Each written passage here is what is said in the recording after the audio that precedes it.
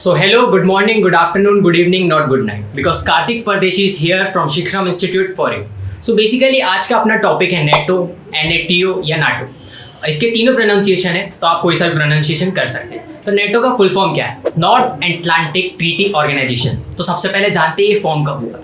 तो ये फॉर्म हुआ था 4 अप्रैल 1949 में. अब ये क्यों फॉर्म किया गया था? अब फॉर्म इसलिए किया गया था कि जब वर्ल्ड वॉर 2 हुआ था तो बहुत सारे रिडम्पशन और क्राइसिस हुए थे. तो उसको अवॉइड करने के लिए नेटो क्रिएट किया गया था. अब नेटो क्रिएट करने से पहले WTO क्रिएट हुआ था. जब WTO क्रिएट हुआ तो उसके बाद उसने इनको एक्सेप्टेंस दिया कि आप नेटो क्रिएट कर सकते हैं.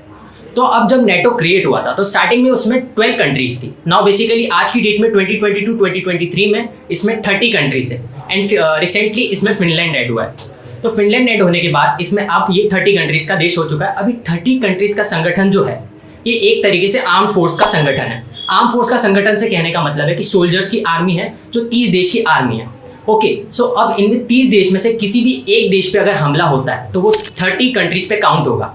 यानी अगर ये एक देश पे हमला हुआ है तो वो 30 कंट्रीज के काउंट कैपेबल होगा. और अब जब ये हमला हो चुका है, तो ये काउंट ऐसा होगा कि अगर ये 30 कंट्री एक साथ आएगी और ये 30 कंट्री की आर्म फोर्स उस एक कंट्री पर हमला करेगी. सो बेसिकली इनका मेन मोटिव ये था कि क्राइसिस और रिडेम्पशन से इनको अवॉइड करना था. तो इन्होंने नेटो क्रिएट करा था. अब नेटो जो है क्या सिक्योरिटीज प्रोवाइड करता है? अब नेटो जो है समुद्री सेना, तट सेना और वायु सेना, तीनों सेना प्रोवाइड करता है जिससे आपको सिक्योरिटी प्रोवाइड होती है. और most probably NATO is like the head of the school जिसपे साथ सारी सिक्योरिटीज या प्रॉब्लम कुछ भी क्राइसिस होता है तो आप नेटो को जाके बोल सकते हैं. यानी जो 30 कंट्रीज आती है, 30 कंट्रीज नेटो को जाके बोलती है तो ये वो सारी चीजें अवॉइड करना ट्राई करता है और पीसफुली उन चीजों को सॉल्व करने का ट्राई करता है. मोस्ट प्रोबेबली ऐसी सिचुएशन जब आती है जब आर्म्स जब यूज करे जाते हैं, जब सिचुएशन अंडर कंट्रोल हो जाती है. जब अंडर कंट्रोल होती है सिचुएशन तो आर्म फोर्स का इस्तेमाल किया जाता है. And basically most important question ये बनता है कि इंडिया नाटो में क्यों नहीं? अब इंडिया नाटो में इसलिए नहीं है क्योंकि इंडिया के पास सेल्फ आर्म फोर्स काफ़ी अच्छी है. अगर उनके पास सेल्फ आर्म फोर्स काफ़ी अच्छी है तो उनको ज़रूरत ही नहीं है नाटो की.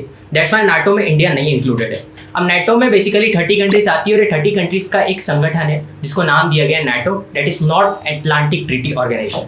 सो आज की वीडियो के लिए इतनी इन्फॉर्मेशन थी और वीडियो अच्छा लगा तो वीडियो को शेयर करें, लाइक करें, कमेंट करें और सब्सक्राइब करें. Thank you.